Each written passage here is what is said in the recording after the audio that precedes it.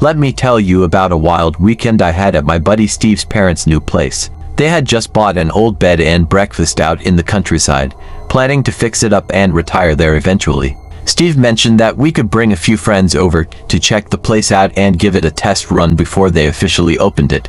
It was a dream come true for a bunch of 16 to 17-year-olds like us. The place had a massive bar area, a cozy dining room, a games room, and tons of rooms to explore. It was perfect for some wild hide-and-seek while tipsy. So, we were having a blast, but then we ran out of booze. Our friend Mark volunteered to go down to the cellar, which was behind the bar, to grab some more wine, whiskey, beer, or whatever we could get our hands on. Steve's parents had been cool about it and said we could drink whatever we wanted and just settle up later, as long as we didn't go overboard. Mark headed off to the cellar but came back pretty quickly, and he looked really pale and shaken. He asked Steve if there were any other guests at the inn or if his parents had dropped by unexpectedly. Steve told him no, his parents were in the city that weekend, staying with his sister, and there were no other guests since the place wasn't officially open yet. Mark started to freak out a bit and told us that as he was going down to the cellar, he had to go down some steps and then walk along a tiny corridor to the door. When he got to the stairwell, he looked down the corridor and saw the back of a man's head, wearing what looked like a big brown hoodie with the hood pulled up. This guy turned left at the end of the corridor and disappeared around a corner. Mark thought the guy must have turned into another hallway, but when he got to the door and checked around the corner, there was nothing there. It was just a small alcove, barely big enough for anyone to fit in. And yep, you guessed it, no one was there. Everyone tried to calm Mark down, suggesting he might have been drinking too much, or maybe he was a bit high from the stuff we had earlier. We joked that he probably just imagined it, or maybe it was the result of too much excitement. A few of us decided to check the house just in case it was some kind of teleporting intruder or something. But we found nothing. No one was there. We concluded that Mark must have been tripping or just made it up. We headed back to the bar area, but Mark was still visibly shaken. He made his girlfriend stay up with him all night on the couch, watching TV until they finally fell asleep from sheer exhaustion. The rest of us went to bed without any issues, and the night passed uneventfully. The next day, we decided to explore the nearby village and see what there was to do. We headed to the local information center, and while we were there, Mark suddenly grabbed a leaflet announcing the opening of the bed and breakfast. His face went pale as he read through it. He called us over and, with a shaky voice, read out loud how the bed and breakfast was built on the site of an old monastery. It said that the monks used to sleep in the very downstairs room and cellar area we had been in the night before. Mark was convinced he had seen the ghost of a monk that night and didn't want to stick around to find out more. He and his girlfriend packed up and left early, cutting the weekend short. We didn't see much of him after that. He was really spooked by the whole experience. It was a very weird and eerie coincidence. Steve didn't even know about the history of the place, so how on earth could Mark have known? It definitely gave us all the chills and left us wondering about what might have happened that night. Let me share with you a peculiar experience I had that still baffles me to this day. A few years back, I worked in a small pharmacy in a quaint town called Brookville. The pharmacy's stockroom was in the basement, a long, narrow room with tall shelves forming a tight aisle. About halfway down, there was a gap in the shelves that led to a second room. We jokingly called this room the crypt. It had a few steps up, a low ceiling, and a rickety ladder in the far corner next to a trapdoor that opened up behind the counter in the shop. It was our quick escape route if needed. One afternoon, I was down in the basement when I looked up and saw a man walking through the gap in the shelves towards the crypt. Nothing seemed too strange, except I didn't know why he was there. He had blonde hair, wore a pair of worn-out overalls, and had on a red and white plaid shirt. Just an ordinary-looking fellow. I called out to ask what he was doing, but he completely ignored me. Rude, right? I followed him into the crypt, but when I got there, he was gone. I figured he must have used the trapdoor to go upstairs. I went back to the shop and asked the only other person working that day, a temporary pharmacist named Sarah, if she had seen the guy. Sarah looked puzzled and said she hadn't seen anyone come into the shop or use the trapdoor. We even checked the security cameras, and there was no sign of anyone except the two of us. Weird, huh? Fast forward a year, and we hired a girl named Lisa to help out on Saturdays. One day, Lisa came running up from the basement, nearly in tears, saying that a man had scared her. I asked her who she was talking about, and she described the exact same man. Blonde, wearing worn-out overalls, and a red and white plaid shirt. She said he had walked from the basement into the crypt, ignored her calls, and then vanished after entering the crypt. I mean, what the heck was that? After that incident, Lisa flat out refused to go down to the basement alone. So, I had to take over and spend more time down there. Although I never saw the guy again, something strange kept happening. On several occasions, I'd go down and find the boxes we had neatly stacked strewn all over the floor. Items we had carefully organized on the shelves would be thrown around as if someone or something had been rummaging through them in a fit of rage. It was as if the basement had a mind of its own, determined to make our lives difficult. Once, I went down there to find a row of boxes toppled over in a perfectly straight line, like someone had deliberately knocked them down one by one. Another time, a heavy shelf that had been bolted to the wall was pulled slightly away, its contents scattered on the ground.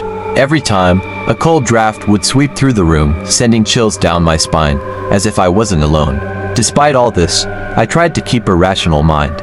I'm not one to run around proclaiming ghosts are real, but, honestly, I've never been able to explain what went on down there. It was as if the basement had its own story, a dark secret it was trying to reveal to us, but only through these unsettling events. To this day, I still get goosebumps thinking about those strange occurrences in that eerie basement. Beyond the grove, there stood an ancient crumbling spring where the entire estate's water system was managed. Believe me, we thought it was a miracle how anything that old and manky could keep and pump out any water, but it did.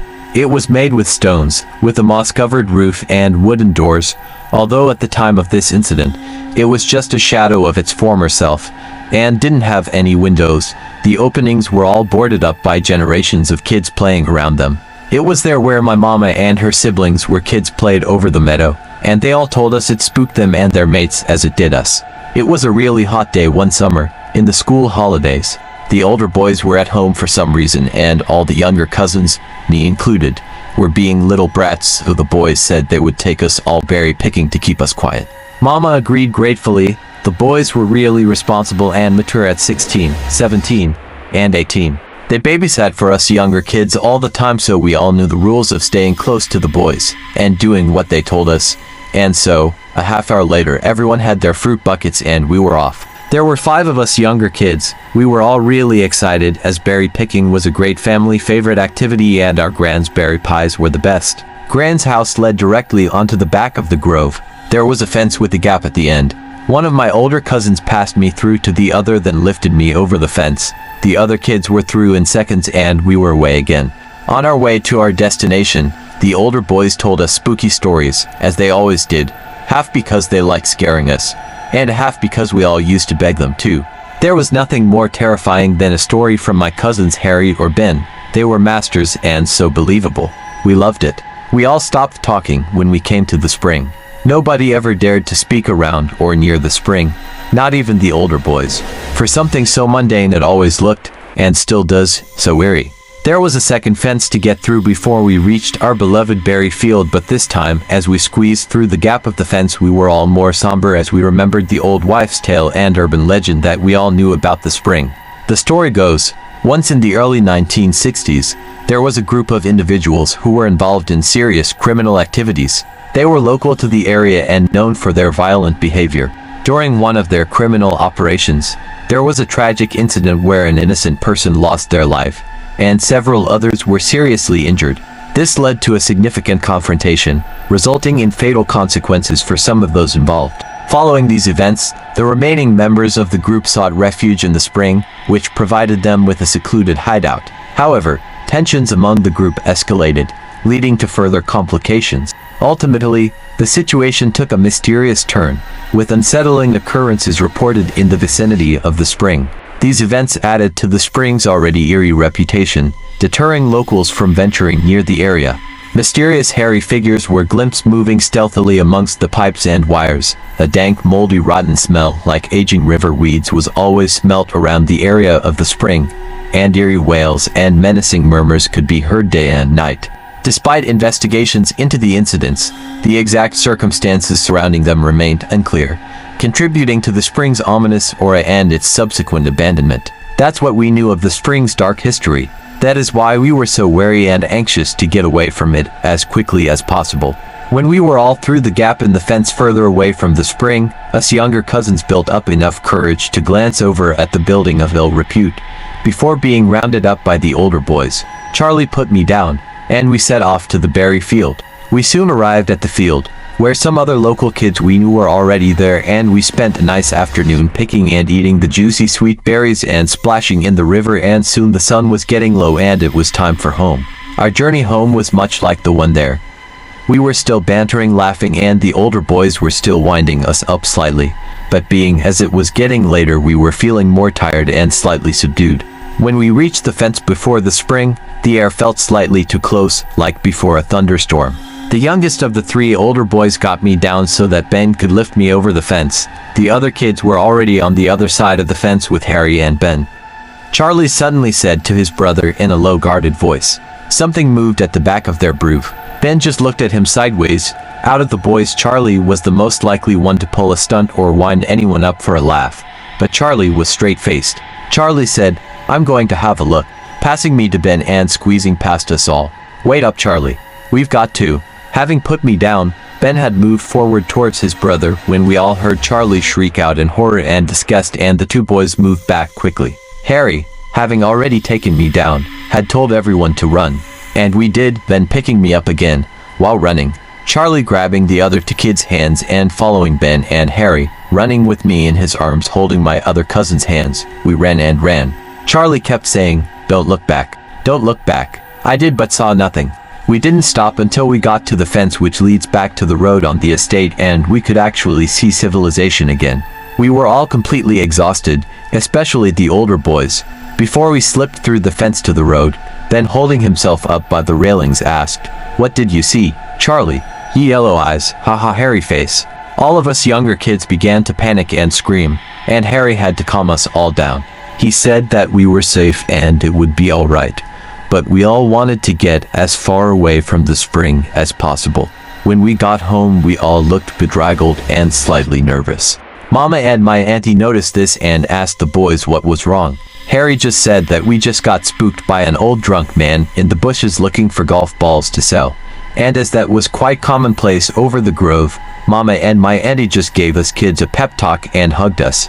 We never did tell my mama or my auntie the truth about the yellow eyes and hairy face or find out what it actually was, but us kids didn't go near the spring for a long time after.